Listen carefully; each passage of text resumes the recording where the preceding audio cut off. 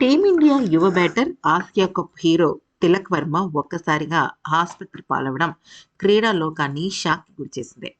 అయితే నిజం చెప్పాలి అంటే ఈ జనవరి 11 నుంచి కూడా మనకి కనుక చూసినట్టయితే న్యూజిలాండ్ అలాగే భారత జట్ల మధ్య వన్‌డే సిరీస్, ఆ తర్వాత టీ20 సిరీస్ ప్రారంభం కాబోతుంది.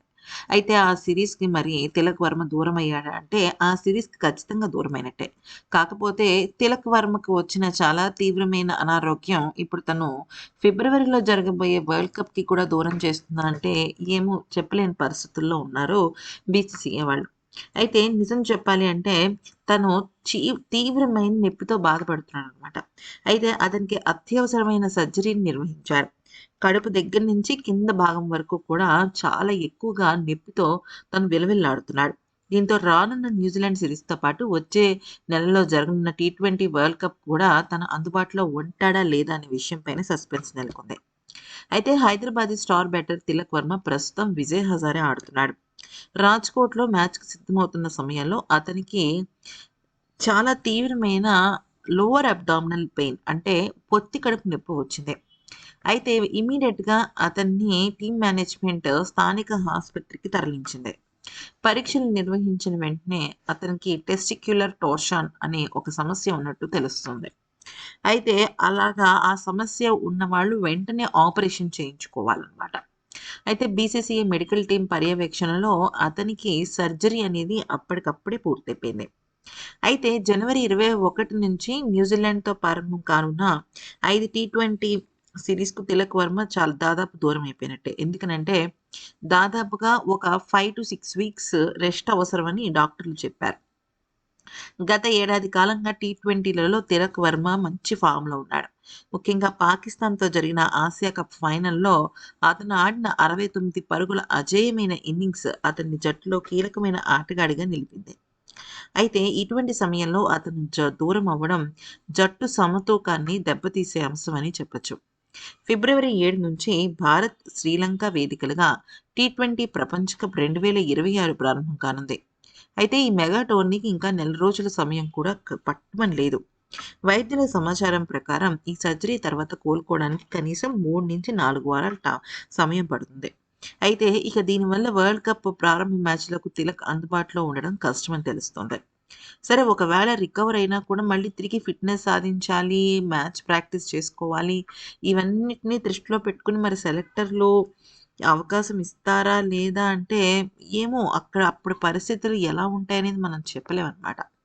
అయితే తిలక్ వర్మ స్థానంలో న్యూజిలాండ్ సిరీస్‌కు ఎవరిని ఎంపిక చేయాలి అనే విషయం పైన చాలా సస్పెన్స్ మారింది. ఎందుకంటే ఇప్పుడు ఆప్షన్స్‌లో చాలా ఉన్నాయన్నమాట. అయితే చాలామంది ఏమంటున్నారంటే అంటే ప్రపంచ దిగ్గజాలు గాని, లేకపోతే బీసీసీఐకి సంబంధించిన వాళ్ళు కానీ, లేకపోతే సీనియర్ ఆటగాళ్ళు గాని ఏమంటున్నారంటే తిలక్ వర్మ కోలుకుంటే టీ20కి ఒక అద్భుతమైన ఒక బలం చేకూరుతుంది అని చెప్పేసి చెప్పడం అయితే జరుగుతుంది. అయితే ఇప్పుడు మిడిల్ ఆర్డర్‌లో తిలక్ వర్మ లేని లోటును పూడ్చేందుకు బీసీసీఐ సెలెక్టర్లు ముందున్న ఆప్షన్స్ ఏంటో ఒకసారి చూద్దాం. ముందుగా చెప్పాలి అంటే శుభమన్ గిల్. అందరి దృష్టి ప్రస్తుతం శుభ్మన్ గిల్ మీద ఉంది. వన్‌డే టెస్టులకు కెప్టెన్‌గా ఉన్న గిల్‌కు ఆశ్చర్యంగా టీ20 వరల్డ్ కప్ స్క్వాడ్ నుంచి తప్పించేశారు. అయితే తిలక్ వర్మ గాయపడడంతో గిల్‌ను మళ్ళీ జట్టులోకి తీసుకునే అవకాశం ఉంది. అతను ఓపెనర్‌గానే కాకుండా నెంబర్ 3లో కూడా బ్యాటింగ్ చేయగలడు. So, Shubman Gill is the first option. Second option వచ్చేసరికి అనుభవజ్ఞుడైన శ్రేయస్ అయ్యర్. అయితే తను ప్రస్తుతం ఫుల్ ఫామ్‌లో ఉన్నాడు. ఇటీవల ముంబై తరఫున ఆడుతూ అసలు అద్దిరిపోయే ఇన్నింగ్స్‌తో దుమ్ము రేగొడుతున్నాడు. ఫిట్‌నెస్ టెస్ట్ పాస్ అయిపోయాడు. అంటే లాస్ట్ తను కొద్ది కాలంగా పక్కటెముకల గాయం కారణంగా తను రెస్ట్‌లో ఉన్నాడు కదా! తర్వాత మళ్ళీ ఆట ఆడుతున్నప్పటికి కూడా తను ఫిట్‌నెస్ టెస్ట్ పాస్ అవ్వాలని చెప్పేసి బీసీసీఐ వాళ్ళు పెట్టడం జరిగింది. సో, ఆ ఫిట్‌నెస్ టెస్ట్ పాస్ అయిపోయాడు. అసలు ఇరగదీసేస్తున్నాడని చెప్పొచ్చు. సో, మిడిల్ ఆర్డర్‌లో స్పిన్నర్స్‌ని, పేసర్స్‌ని చాలా సమర్థవంతంగా ఎదుర్కోగలిగే వ్యక్తి ఎవరైనా ఉన్నారంటే అది శ్రేయస్ అయ్యర్. కాబట్టి తిలక్ స్థానానికి ఇతను సరైన ప్రత్యామ్నాయం. మూడవది రియాన్ పరాగ్. యువ ఆల్రౌండర్ రియాన్ పరాగ్ కూడా సెలెక్టర్ల జాబితాలో ఉన్నాడు. బ్యాటింగ్‌తో పాటు బౌలింగ్‌లో కూడా ఉపయోగపడడం ఇతనికి ఉన్న అదనపు బలం. అయితే తిలక్ లాగానే ఇతను కూడా పార్ట్ టైమ్ బౌలర్‌గా కీలకమైన వికెట్లు తీయగలడు. ఇక 4వ ఆప్షన్ సర్ఫరాజ్ ఖాన్. డొమెస్టిక్ క్రికెట్‌లో పరుగుల వరద పారిస్తున్న సర్ఫరాజ్ ఖాన్‌కు టీ20లో కూడా తీసుకురావాలని కొంతమంది మాజీలు సూచిస్తున్నారు. మిడిల్ ఆర్డర్‌లో ఇన్నోవేటివ్ షాట్స్ వేగంగా ఆడడంతో పాటు చాలా అంటే చాలా క్విక్‌గా రన్స్ తీయగలిగే ప్రత్యేకత సర్ఫరాజ్ ఖాన్‌కుంది. అయితే టాప్ ఆర్డర్‌లో ఇషాన్ కిషన్, సంజు శాంసన్ వంటి వాళ్ళు ఇప్పటికే ఉన్నా, మిడిల్ ఆర్డర్‌లో స్థిరత్వం కోసం అయ్యర్ లేదా గిల్‌లో ఒకళ్ళకి మొగ్గు చూపే అవకాశం ఉంది. బహుశా గిల్ కన్నా కూడా Shreyas Iyer the best option అని అందరూ కూడా అంటున్నారనమాట. అయితే ఇదంతా కూడా మనం చూసినట్టయితే తిలక్ వర్మ లేకపోవటమే ఇక్కడ ప్రధానమైన కారణం అని అర్థమవుతుంది. ఒకవేళ గనక తిలక్ వర్మ గనక అంటే ఇప్పుడు మనకి ఈరోజు కరెక్ట్‌గా 1 మంత్ టైమ్ ఉంది. అంటే జనవరి 8 నుంచి అక్కడ మనకి ఫిబ్రవరి ఆహ్, నిన్ మా అప్రాక్సిమేట్‌గా ఇదే టైంకి స్టార్ట్ అవుతుంది.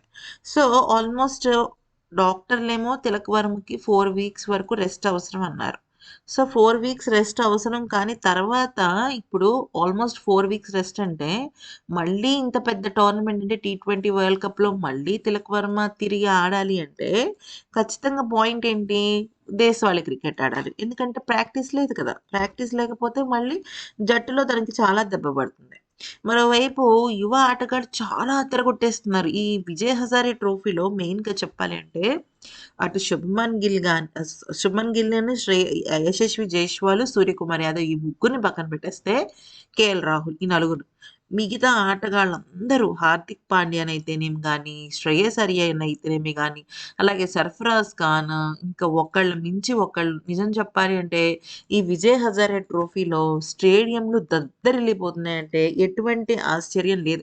అంత అద్భుతంగా రాణిస్తున్నారనమాట ఒక్కొక్కళ్ళు. ఈవెన్ తిలక్ వర్మ కూడా బాగానే రాణించినప్పటికీ కూడా పాపం తనకు అనుకోని సమస్య అయితే వచ్చి పడింది. అయితే ఈ అనుకోని సమస్య కారణంగానే తనిప్పుడు వరల్డ్ కప్‌కి దూరమయ్యే అవకాశం కనిపిస్తుంది. సరే ఇప్పుడు తను టీ20 సీరీస్‌కి తనకి గనక అంటే తిలక్ వర్మ స్థానంలో గనక శ్రేయస్‌కి గాని, సర్ఫరాజ్‌కి గాని వీళ్ళిద్దరిలో ఎవరికో ఒకళ్ళకి గనక అవకాశం వస్తే మాత్రం కథ వేరేలా ఉంటుంది. ఎందుకనంటే వీళ్ళిద్దరూ కూడా కసి మీదున్న పులుల్లాగా, సింహాల్లాగా అదరగొట్టేస్తున్నారు. ముఖ్యంగా సర్ఫరాజ్ ఖాన్‌కైతే అసలు ఇప్పటి వరకు జాతీయ జట్టులో సరిగ్గా ఆడే అవకాశం కూడా తనకి రాలేదు. సో, అలాంటి సమయంలో సర్ఫరాజ్ ఖాన్‌కి గనక తిలక్ వర్మ స్థానంలో గనక చోటు దక్కింది అంటే మాత్రం ఇక ఆకాశమే హద్దుగా చెలరేగిపోతాడు. అసలు గేమ్ చేంజర్ అని చెప్పొచ్చు. ఈవెన్ శ్రేయస్ అయ్యర్ కూడా. శ్రేయస్ అయ్యర్ కూడా గత కొన్ని రోజులుగా తనకు అవకాశాలు బీసీసీఐ ఇస్తున్నప్పటికీ కూడా కొంతవరకు తనకి పాపం గాయాల కారణంగా లాగలేకపోతున్నాడు బండిని. సో, అటు సర్ఫరాజ్ కానీ, ఇటు శ్రేయస్ కానీ ఇద్దరు కూడా సూపర్ డూపర్ ద బెస్ట్ అంటే బెస్ట్ చాయిస్ అని చెప్పొచ్చు. శుభ్మన్ గిల్‌ని టీ20 ఫార్మాట్‌కి దూరంగా పెట్టడమే బెటర్ అని నా అభిప్రాయం. సో, ఈ రకంగా చూసుకున్నట్టయితే శుభ్మన్ గిల్ కన్నా కూడా శ్రేయస్ అయ్యర్, సర్ఫరాజ్ ఖాన్ ఇద్దరు కూడా ద బెస్ట్ ఆప్షన్ అని చెప్పొచ్చు. ఇక రియాన్ పరాగ్ అంటారా? రియాన్ పరాగ్ అనేది కొంచెం లిస్ట్‌లో వెనకే ఉన్నాడు గానీ, ఇషాన్ కిషన్, సంజు శాంసన్ కన్నా కూడా రియాన్ పరాగ్ బెటర్ అని కొంతమంది అంటున్నారు. కానీ సంజు శాంసన్ కూడా మిడిల్ ఆర్డర్‌లో పాతుకుపోయే ఆటగాడే మరి. చూద్దాం ఏం జరుగుతుందనేది. ఈ వీడియో నచ్చితే లైక్ చేసి సబ్స్క్రైబ్ చేసుకోండి.